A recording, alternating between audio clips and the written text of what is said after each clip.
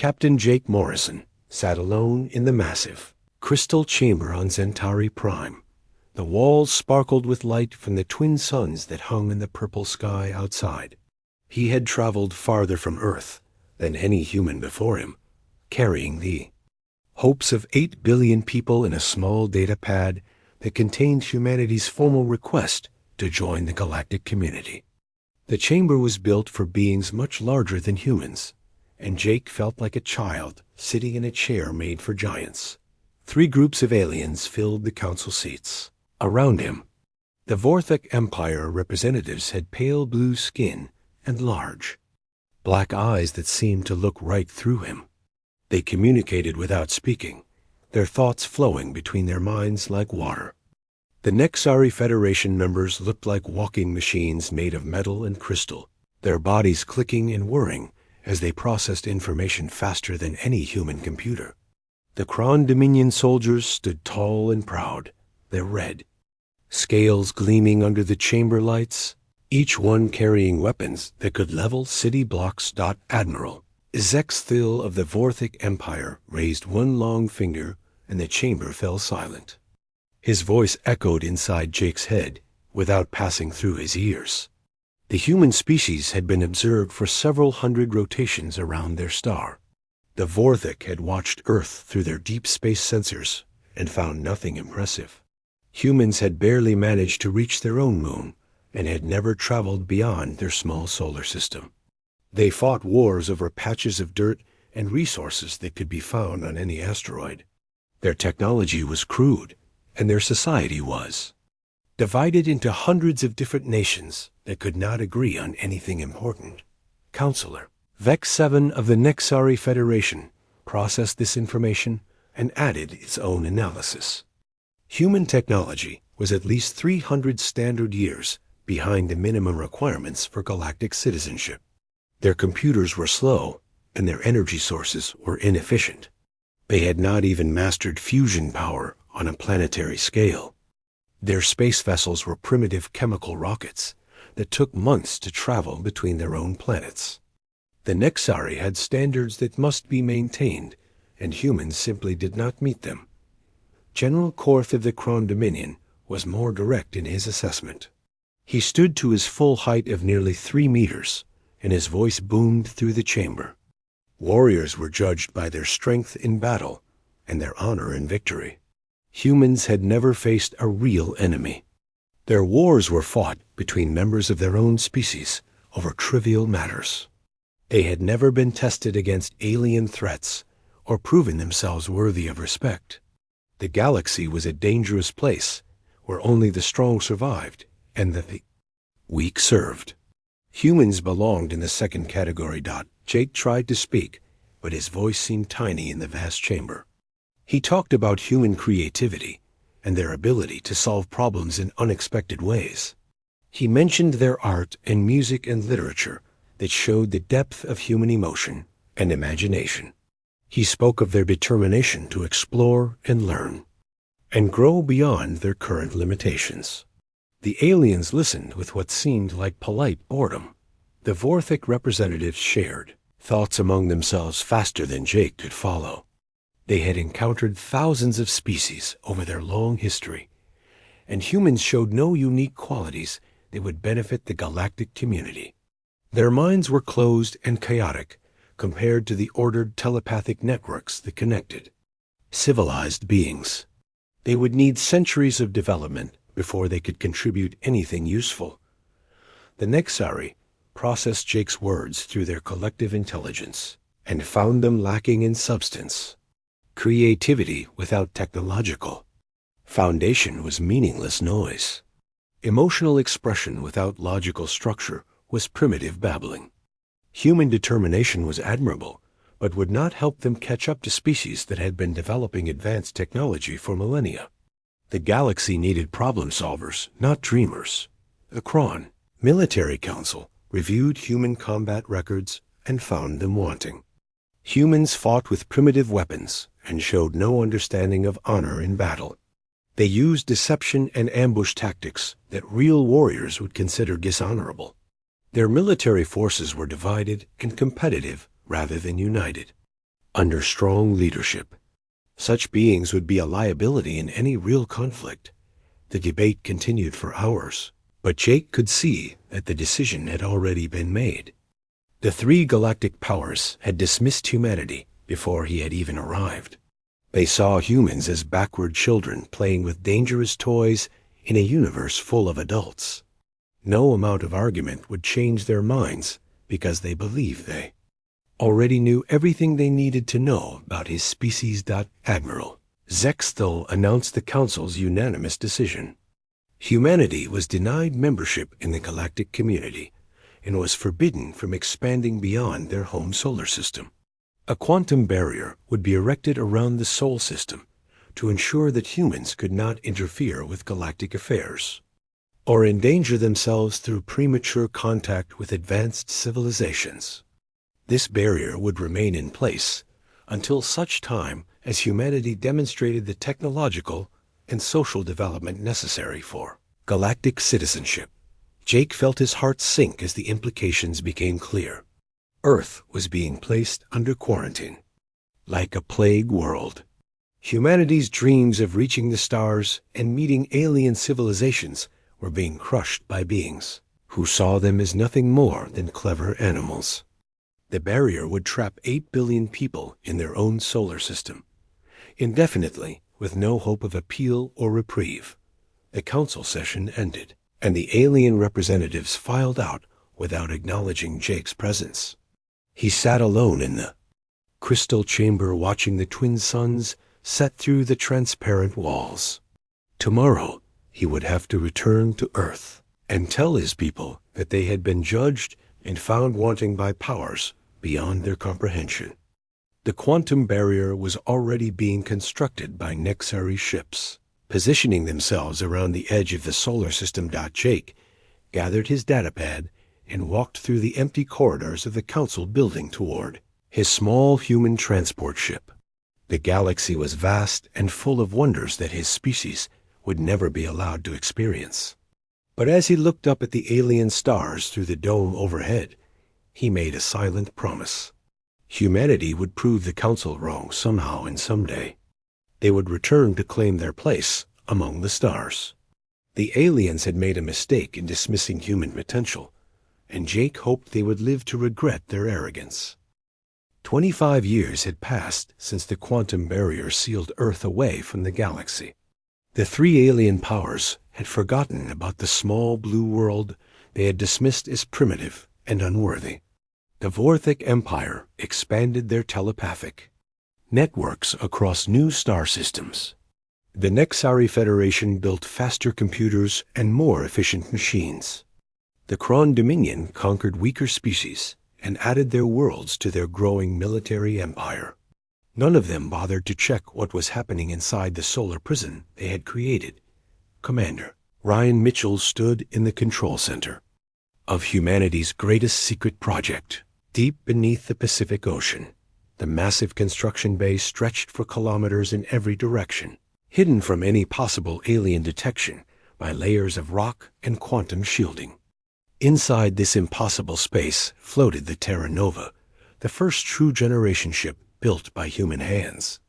The vessel was nothing like the crude chemical rockets that had carried the first astronauts to Mars decades earlier. This ship existed, partially in normal space, and partially in dimensions that most scientists had only theorized about before the barrier forced them to find new solutions to old problems. Dr. Nina Rodriguez ran her hands over the quantum consciousness interface. That would allow human minds to merge with the ship's artificial intelligence systems. The technology had taken 15 years to develop and another 5 to perfect. When Jake Morrison had returned from Centauri Prime with news of humanity's rejection, the world's governments had secretly agreed on one thing: if they were going to be trapped in their solar system, they would use that time to become something the galaxy had never seen before. The quantum barrier had been meant as a prison, but humanity had turned it into a laboratory. Unable to expand outward into space, they had expanded inward into dimensions that the alien powers never imagined existed. Engineer Carlos Martinez showed the latest breakthrough to a group of visiting scientists. The adaptive nanotechnology he had developed could rebuild itself using any available matter, transforming asteroids into space habitats or converting radiation into usable energy. The microscopic machines were inspired by human biology, but far more versatile than anything found in nature. Dr. Maria Santos had spent years studying the quantum barrier itself rather than trying to break through it. Her team of physicists and engineers had learned to see the alien prison as the greatest gift humanity had ever received. The Nexari technology that created the barrier was incredibly sophisticated, but it had one weakness. It was designed to keep things in or out, not to prevent careful observation from beings who had learned to exist between dimensions. Humanity could now watch the galaxy beyond their prison and learn everything they needed to know about their former captors. Captain Steve Johnson trained the new generation of Earth's military forces in underground facilities that stretched across entire continents. These soldiers were enhanced with nanotechnology that made them stronger and faster than any baseline human. Their minds were amplified with quantum processors that allowed them to think and react at superhuman speeds. Most importantly, they had been trained in tactics that emphasized unpredictability and adaptation over brute force. The alien powers valued strength and technology, but they had never encountered an enemy that could change its nature at will. The surface of us Earth looked much the same as it had 25 years earlier, but appearances were deceiving. Humanity had learned to build cities in pocket dimensions that existed alongside normal space, but remained invisible to outside observation. The planet's population had grown to 12 billion people, but most of them lived in habitats that took up no physical space on the surface. Hunger and poverty had been eliminated through matter conversion technology that could transform any element into any other element with perfect efficiency. Earth's new orbital habitats existed in the spaces between spaces, using quantum manipulation to create living areas that were bigger inside than outside. Children born after the barrier went up had never known scarcity or want. They had grown up in a world where human ingenuity had solved every major problem their species had ever faced. These young people looked at the stars not with longing, but with confidence, knowing that when the time came, humanity would take its place in the galaxy as an equal to any alien power. The greatest change was not in technology, but in human society itself. The knowledge that they were trapped had unified the species in ways that centuries of war and division had never achieved. National governments still existed, but they worked together through the Global Coordination Council that made decisions based on scientific evidence rather than political ideology. Resources were shared freely between all nations, and scientific breakthroughs were immediately distributed to every research center on the planet. Admiral Lisa Carter, now in her 60s, reviewed the latest intelligence reports from beyond the barrier.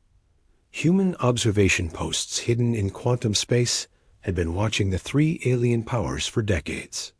The Vorthik Empire was showing signs of internal strain as their telepathic networks became too complex to manage efficiently. Nexari Federation was struggling with the limitations of pure logical thinking when faced with problems that required creative solutions. The Kron Dominion was overextended across too many conquered worlds and facing rebellion from species that refused to accept permanent subjugation. Dr. Alex Chon had become the leading expert on quantum physics in human history and possibly in galactic history as well. His research had unlocked secrets of reality that the alien powers had never discovered because they were too focused on their existing advantages. The Vorthik relied on telepathy, the Nexari trusted their computers, and the Kron believed in military strength. None of them had been forced to develop alternatives when their primary methods failed to work. The quantum barrier still surrounded the solar system, but it no longer felt like a prison to the humans living behind it. They had learned to use the alien technology for their own purposes, creating doorways between dimensions that allowed instant travel across vast distances. Earth's new spaceships could appear anywhere in the solar system without crossing the space in between. More importantly, they had learned to extend their senses beyond the barrier without actually leaving their assigned prison. Jake Morrison, now Admiral Morrison, stood in the observation deck of the hidden lunar facility that monitored galactic communications. His hair had turned gray, and his face showed the lines of age, but his eyes still burned with the determination that had carried him through the dark days after humanity's rejection. The aliens had made a critical error in their assessment of human nature. They had seen a divided species struggling with primitive technology and assumed that nothing would change.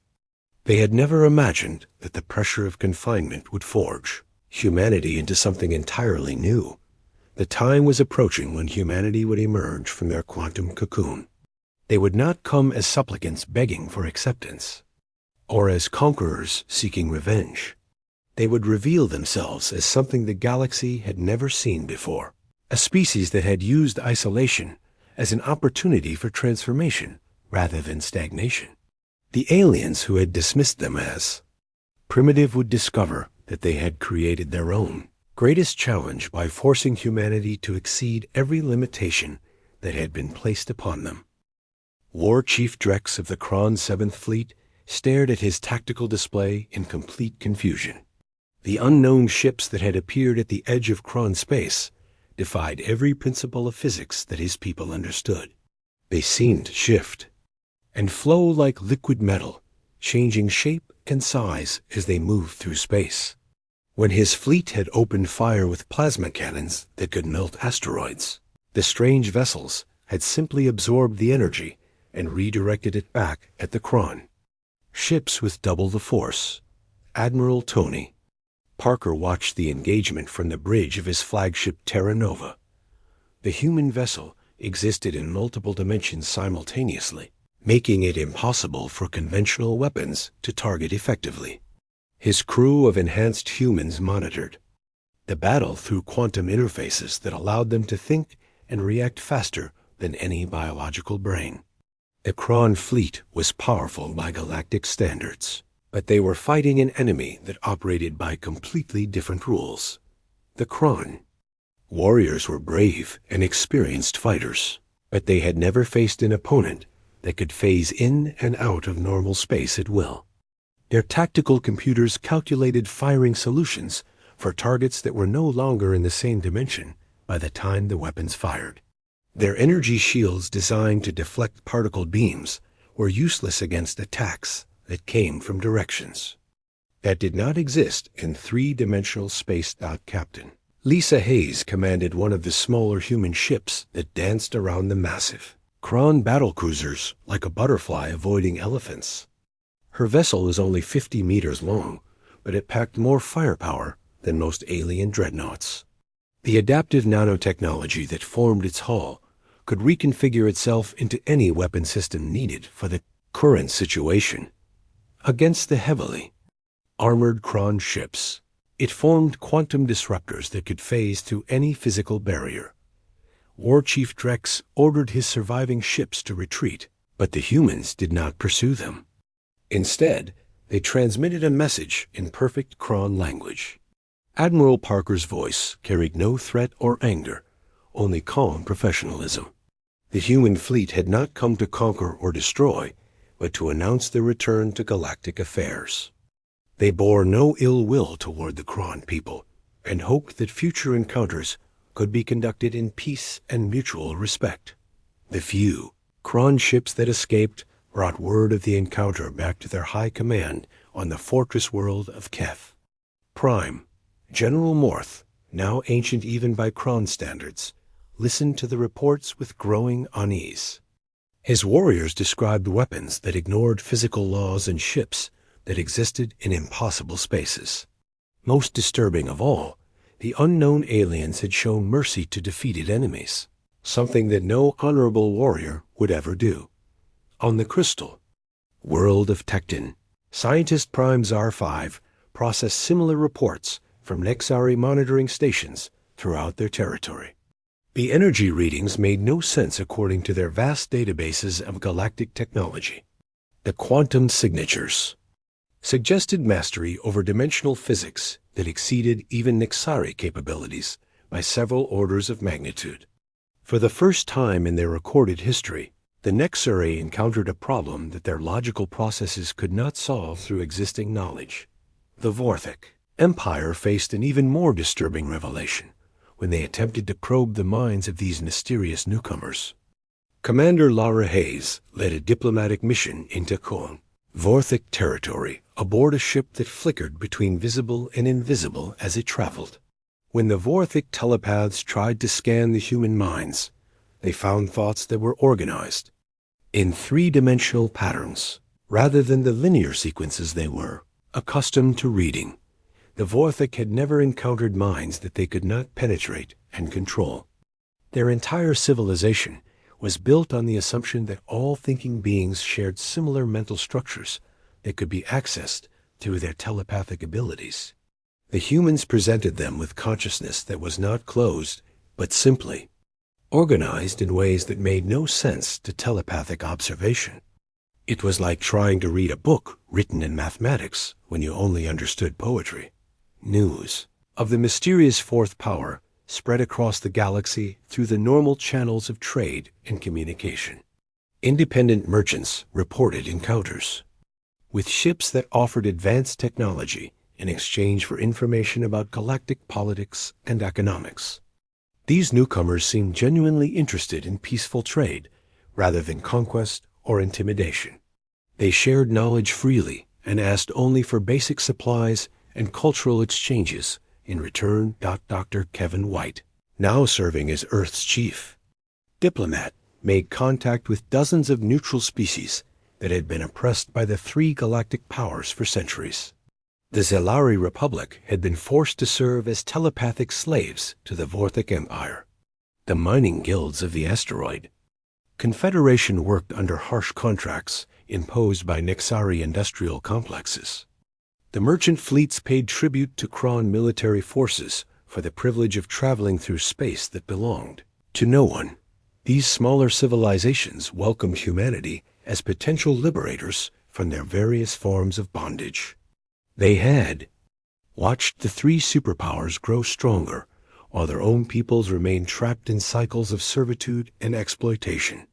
The humans offered them something that had been missing from galactic politics for millennia: genuine partnership between equals rather than domination by the strong over the weak. The human ships that appeared throughout the galaxy shared a common design philosophy that baffled alien engineers. They seemed to be grown rather than built, with organic curves and surfaces that adapted to their environment in real time. The hulls were made of programmable matter that could reconfigure itself for any purpose needed.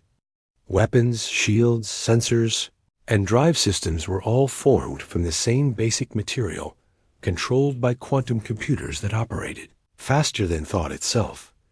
What made the human emergence truly revolutionary was not their technology, but their approach to galactic politics. They did not come as conquerors seeking to replace the existing powers, but as catalysts for change, who wanted to help every species reach its full potential.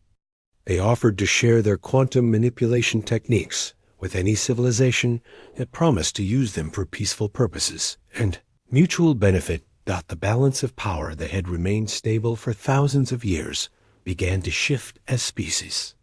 After species adopted human technology and philosophy, the Zelari Republic used quantum consciousness techniques to break free from Vorthic mental domination. The mining guilds developed adaptive nanotechnology that allowed them to establish independent colonies far from Nexari control. The merchant fleets replaced their outdated navigation systems with human quantum computers that could calculate hyperspace jumps with perfect accuracy. Dr. Helen Carter, now recognized as the galaxy's leading expert on quantum physics, established research stations on neutral worlds where scientists from dozens of species worked together to unlock the secrets of dimensional manipulation. These facilities operated on principles of open cooperation that horrified the three traditional powers who were accustomed to hoarding knowledge for military and economic advantage that the emergence of humanity from their solar prison had taken. Exactly 25 years from the first contact with Kron, forces to the establishment of human diplomatic missions on 100 different worlds. They had not conquered anyone or destroyed any civilizations, but they had fundamentally changed the nature of galactic society by proving that there was an alternative to the rule of the strong over the weak. The three superpowers found themselves facing not a military threat, but something far more dangerous: the possibility that their subjects might choose freedom over security and cooperation over submission. The emergency session of the Galactic Council convened on Centauri Prime for the first time in over a century. The crystal chamber where humanity had once been dismissed now hosted representatives from all three superpowers, who faced a crisis that threatened their very existence. Admiral Zexthul of the Vorthic Empire looked older and more tired than his species normally appeared. Counselor Vex 7 of the Nexari Federation processed information at maximum capacity, but still could not find logical solutions to the human problem. War Chief Drax of the Kron Dominion stood with the rigid posture of a soldier who knew he was fighting a losing battle. Admiral Jake Morrison entered the chamber exactly 50 years after his first humiliating appearance before the council. His hair was silver now, and his face showed the lines of age, but his bearing was that of a man who commanded respect rather than begged for it. Behind him walked Captain Sandra Lewis and a dozen other human officers whose presence seemed to make the vast chamber feel smaller and less imposing than it had in the past. The quantum barrier around Earth's solar system had been dismantled 3 months earlier, not by force, but by simple human manipulation of the Nexari technology that created it. The aliens had watched in helpless amazement as their supposedly impenetrable prison dissolved like mist before the rising sun. Humanity had not broken free from the barrier because they had evolved beyond the need for such crude limitations. On their movement through space and time, Admiral Zexthul spoke first, his telepathic voice carrying undertones of fear and confusion that he could not hide from the human minds present. The Vorthek Empire demanded to know how humanity had developed technology that surpassed galactic standards in only 50 years. Their telepathic networks had monitored every civilization in the galaxy for thousands of years, and no species had ever achieved such rapid advancement without outside assistance. Jake's response was calm and measured, showing none of the anger or resentment that the aliens might have expected from someone they had imprisoned for half a century. He explained that isolation had forced humanity to develop solutions that species with access to galactic trade routes had never needed to discover. When you could not import resources from other worlds, you learned to transform matter at the quantum level. When you could not travel freely through space, you found ways to exist in multiple dimensions simultaneously. Counselor Vex 7 processed this information through the collective Nexari intelligence and found it insufficient to explain human capabilities. The Federation had access to complete databases of technological development across 10,000 species, and none had achieved quantum manipulation on the scale demonstrated by human vessels. The logical conclusion was that humanity had received assistance from some unknown alien power that possessed capabilities beyond current galactic knowledge. Dr. Helen Carter stepped forward to address this accusation with scientific precision that impressed even the logic-obsessed Nexari. She explained how the quantum barrier itself had provided humanity with their greatest teacher. By studying the alien technology that imprisoned them, human scientists had learned principles of dimensional physics that their captors had never bothered to understand fully. The Nexari had built their prison using techniques developed by others and had never explored the deeper implications of their own technology. War Chief Drax demanded to know whether humanity had come to wage war against the three powers that had kept them trapped for 50 years. His warrior instincts told him that any species with human capabilities would seek revenge against their former oppressors. The Kron military was prepared to fight, but their initial encounters with human forces had shown them that conventional warfare would be futile against enemies who could attack from dimensions that did not exist. Jake's answer surprised everyone in the chamber, including his own officers. Humanity had not come to wage war because they had learned something during their years of isolation that the galactic powers had forgotten. True strength did not come from the ability to destroy your enemies, but from the wisdom to help them become better than they were. The three superpowers had ruled through fear and domination for millennia, but humanity offered an alternative based on cooperation and mutual benefit. The demonstration that followed shook the foundations of galactic civilization more than any military victory could have achieved. Lieutenant Commander Paul Davis activated a small device that caused his entire body to phase through the supposedly impenetrable defenses of Centauri Prime. He appeared directly inside the council chamber, walked through the crystalline walls, as if they were empty air, and returned to his original position without triggering a single alarm or defense system. The message was unmistakably clear to all present. Human technology had advanced beyond the ability of galactic security systems to detect or stop.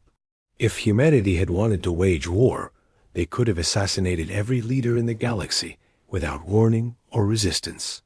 Instead, they had chosen to announce their capabilities openly and honestly as a prelude to negotiation rather than conquest. Ambassador Grace Miller presented the human proposal for a new galactic order that would replace the rule of the strong with genuine democracy among equals.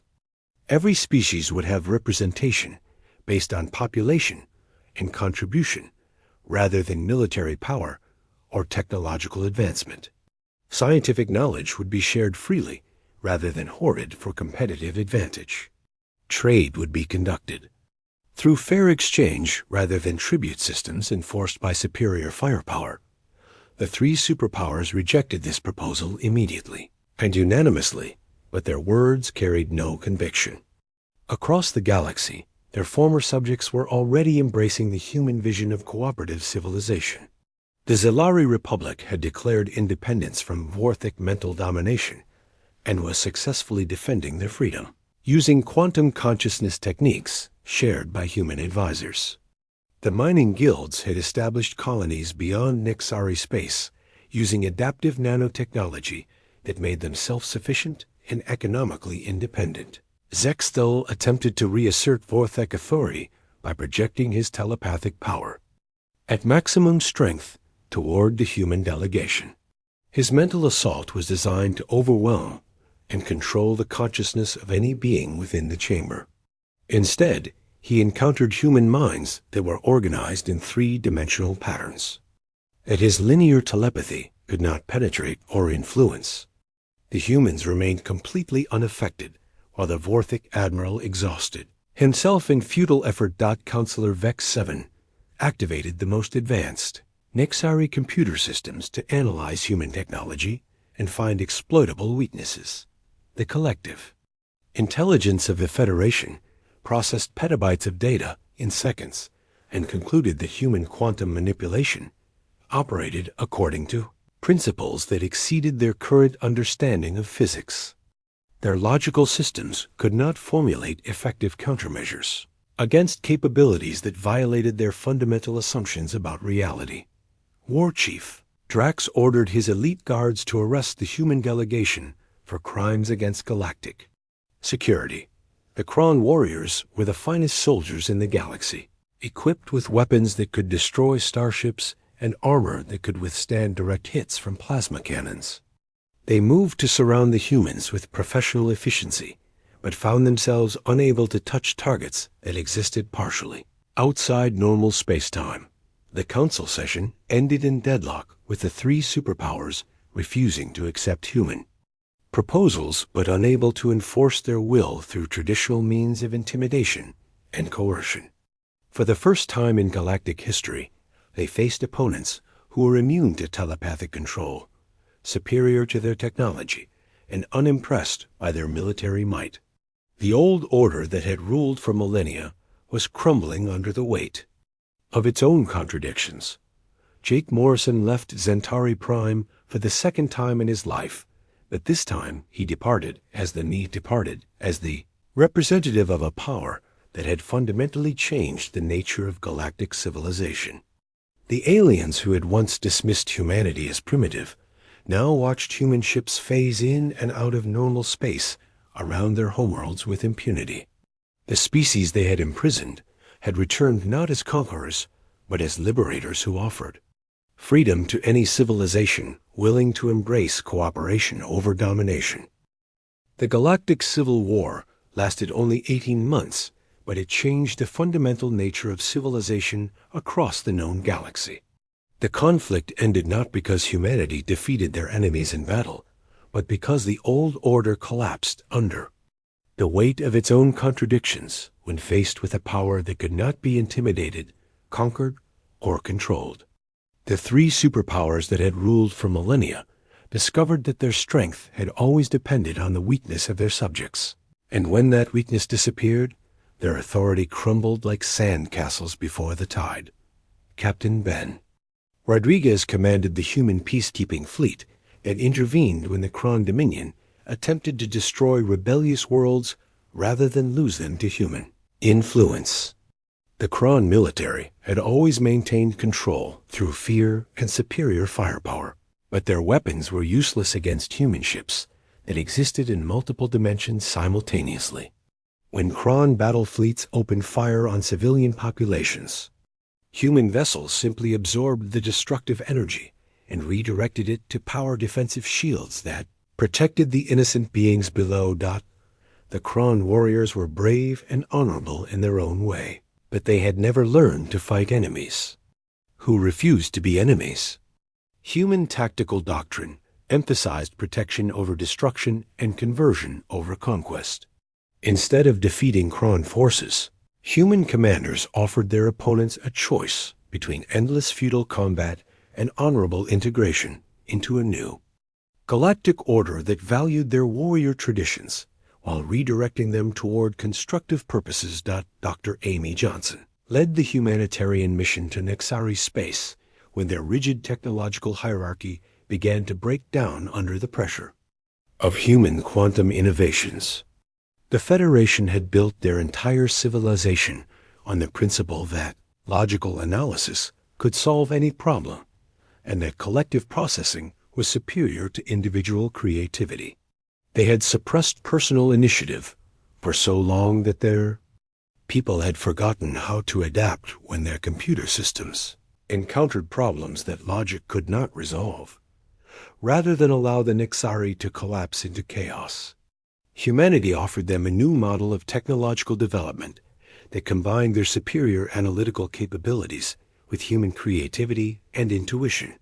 The result was a renaissance of innovation that produced advances in science and engineering that neither species could have achieved alone. Nexari logical processes, guided by human imagination, created solutions to problems that had puzzled galactic civilization for thousands of years. The Vorthic Empire faced the most profound transformation of all three superpowers. Their telepathic society had been built on the belief that mental unity was superior to individual consciousness, and that shared thoughts created stronger bonds than private emotions. The encounter with human minds that were organized in three-dimensional patterns rather than linear sequences forced them to reconsider everything they thought they knew about the nature of consciousness itself. Lieutenant Colonel Dan Foster led the cultural exchange program that taught Vorthic telepaths how to communicate with minds that processed information in fundamentally different ways. The breakthrough came when human volunteers learned to organize their thoughts in patterns that Vorthic minds could read while maintaining their essential human nature. This created a new form of telepathic communication that preserved individual identity while enabling genuine mental contact between different species. The war itself was unlike any conflict in galactic history, because humanity refused to fight it according to traditional rules. When Kron fleets attacked human positions, the humans simply phased their ships into dimensional spaces where conventional weapons could not reach them. When Nexari computers attempted to hack human systems, they encountered quantum processing, networks that operated according to principles their logic engines could not comprehend. When Vorthic telepaths tried to control human minds, they found consciousness that was immune to external manipulation while remaining open to voluntary cooperation. The turning point came when the three superpowers began fighting each other instead of focusing on the human threat. The Kron military blamed Nexari technology for failing to contain humanity and launched attacks on Federation worlds. The Nexari accused Vorthic of mental manipulation and severed all diplomatic contact with the Empire. The Vorthic claimed that both other powers were secretly working with humans and prepared for war against their former allies. Admiral Jake Morrison, now in his 70s, but still sharp and determined, watched the collapse of the old order from the bridge of his flagship Terra Nova. The quantum barrier around Earth had been transformed from a symbol of imprisonment into a monument to human resilience and adaptability. Visitors from across the galaxy came to study the technology that had once confined humanity and now served as the foundation for a new type of civilization based on cooperation rather than domination. The end of the war was marked not by victory, parades or surrender ceremonies, but by the signing of the new galactic charter in the same crystal chamber on Zentari Prime, where humanity had once been rejected as unworthy of membership in galactic society.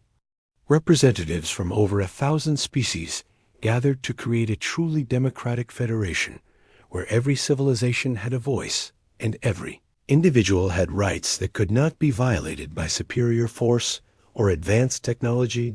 President Rachel Green of the United Earth government addressed the first session of the new Galactic Assembly with words that echoed across the stars and defined the principles of the emerging civilization. Humanity had never wanted to rule the galaxy or replace one form of tyranny with another. They had only wanted to be part of something larger than themselves and to help create a society where being different was celebrated rather than feared or suppressed. The three former superpowers took their places in the new order, not as conquered enemies, but as valuable members of a diverse community. Kron military traditions were adapted to focus on protection and peacekeeping rather than conquest and domination. Nexari technological capabilities were shared freely to benefit all species, rather than being hoarded for competitive advantage. Vorthic telepathic networks became tools for understanding and communication rather than control and manipulation. The transformation was not without difficulties and setbacks. Many species had lived under authoritarian rule for so long that they found democratic participation confusing and frightening. Some civilizations attempted to exploit human generosity by demanding advanced technology without offering anything in return. A few worlds chose to remain isolated rather than join the new galactic community, and their decision was respected even when it seemed illogical or self-destructive. Earth remained special in the new galactic order, not because it was the most advanced world or the strongest military power, but because it was the planet that had learned to find strength in apparent weakness and wisdom in enforced isolation. Human cities built in pocket dimensions became tourist destinations where beings from across the galaxy came to study the architecture of impossibility made real through quantum manipulation and creative engineering. The final scene of humanity's emergence as a galactic power took place in a small park on Earth, where Admiral Jake Morrison sat with his granddaughter, watching alien children play with human youngsters under the light of Sol. A young Zalari asked him why humans had helped their former captors, instead of seeking revenge for 50 years of imprisonment. His answer became part of galactic folklore and defined the human contribution to civilization among the stars. He explained that during their years of isolation, humanity had learned the difference between being powerful and being strong. Power came from the ability to force others to obey your will through superior technology or military might. Strength came from the wisdom to help others become the best versions of themselves, even when they had treated you badly in the past. The galaxy had been ruled by power for too long, and it was time for strength to show what true civilization could accomplish. The story ended not with human domination of the galaxy, but with the creation of a community where every species could contribute their unique gifts to the common good. The Kron warrior spirit was channeled into protecting trade routes and defending peaceful worlds from pirates and raiders. Nexari logical thinking was applied to solving complex engineering problems and managing the vast networks that connected thousands of civilizations across the galaxy.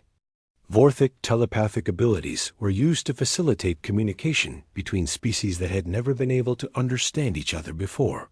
Years passed, and the new Galactic Federation grew stronger as more species joined voluntarily rather than being conquered or coerced.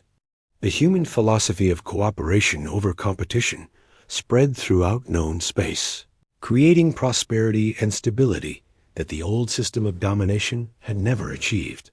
Wars between member species became almost unknown because disputes were resolved through negotiation and compromise rather than force of arms. The quantum manipulation technology that humanity had developed during their isolation became the foundation for advances that benefited every civilization in the galaxy.